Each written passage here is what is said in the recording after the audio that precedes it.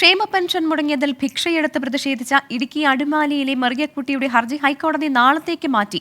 78 വയസ്സുള്ള ഹർജിക്കാരിയുടെ പരാതി ആരാണ് പരിഹരിക്കേണ്ടത് എന്ന് സർക്കാരിനോട് കോടതി ചോദിച്ചു. ഏപ്രിൽ മുതൽ കേന്ദ്രത്തിൽ നിന്ന് പെൻഷൻ വിഹിതം കിട്ടിയിട്ടില്ലെന്ന് സംസ്ഥാന സർക്കാർ കോടതിയെ അറിയിച്ചു. എസ് ശ്രീകാന്ത് ചേരുന്നുണ്ട് കൊച്ചിയിൽ നിന്നും. ശ്രീകാന്ത്, എന്നീ കേസ് വീണ്ടും കോടതി പരിഗണിക്കുകയായിരുന്നു. ഇപ്പോൾ ഏത് സാഹചര്യത്തിലാണ് ഇത് നാളത്തേക്ക് മാറ്റിയിരിക്കുന്നത്?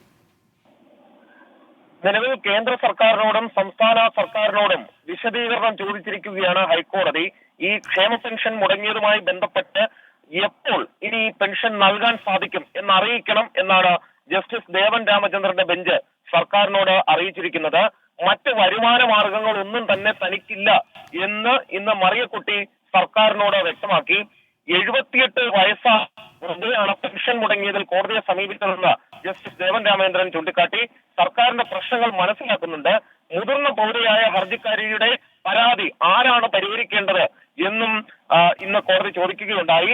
സർക്കാർ സാമ്പത്തിക പ്രതിസന്ധിയിലാണ് എന്ന് ഇന്നും സർക്കാരിന് വേണ്ടി ഹാജരായ അഭിഭാഷകൻ ആവർത്തിച്ചു. ഏപ്രിൽ മുതൽ കേന്ദ്രത്തിന്റെ പെൻഷൻ വിഹിതം കിട്ടിയിട്ടില്ല എന്നും ഇന്ന് സർക്കാർ ചൂണ്ടിക്കാണിക്കുകയും ചെയ്തു. പിന്നാലെ പെൻഷൻ നൽകിയേ തീരൂ എന്നും അല്ലെങ്കിൽ എസ് ശ്രീകാന്താണ് വിവരങ്ങൾ നൽകിക്കൊണ്ടിരുന്നത്. ക്ഷേമ പെൻഷൻ മുടങ്ങിയതിൽ ഭിക്ഷയെടുത്ത് പ്രതിഷേധിച്ച ഇടുക്കി അടിമാലിയിലെ മറിയക്കുട്ടിയുടെ ഹർജി ഹൈക്കോടതി നാളത്തേക്ക് മാറ്റിയിരിക്കുകയാണ്.